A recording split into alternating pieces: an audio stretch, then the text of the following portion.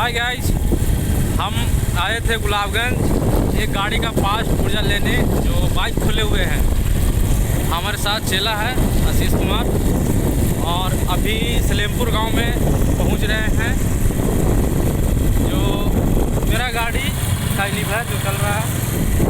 आए थे गुलाबगंज गए थे सामान लेने, सामान मिल चुका है। जा रहे हैं दुकान पर और गाड़ी बनाएंगे। भाई पानी पड़ रहा है तैयो,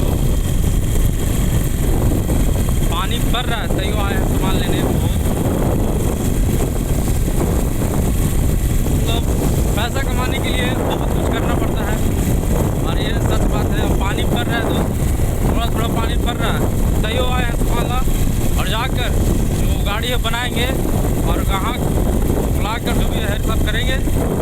और अभी तो सलेमपुर पहुँचे हैं, अभी जाएंगे। यहाँ से 1 किलोमीटर दूर है मेरा गांव।